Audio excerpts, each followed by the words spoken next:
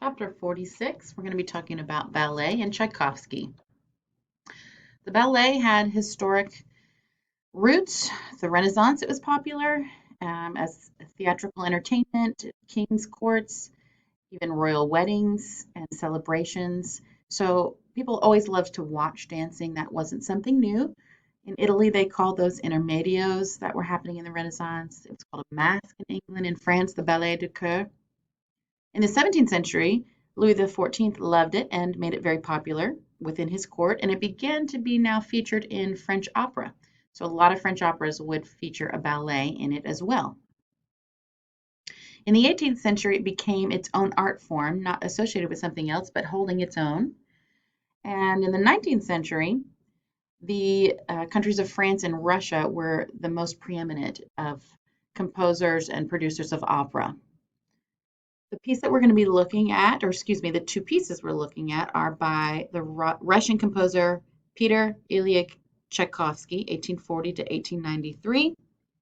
You are going to recognize one of these pieces very, very well. You hear it every year at Christmas time from the Nutcracker, which is this little toy here, and it comes alive in the ballet if you've never seen it.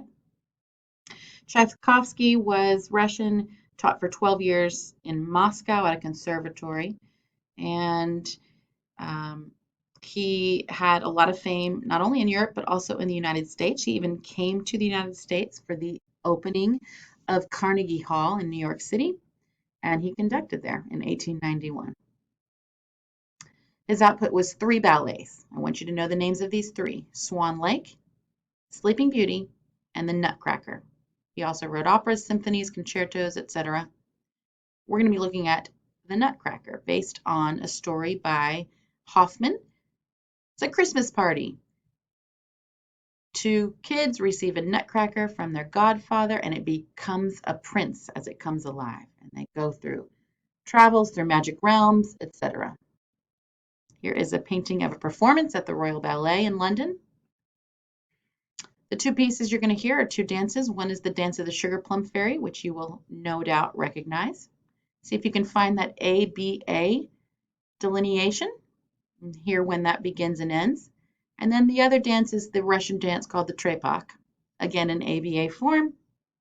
Tambourine is featured. You're going to hear like cello rondo, a descending melody, syncopations, and you can follow along with your listening guide in the timeline to be able to hear those different changes in the music.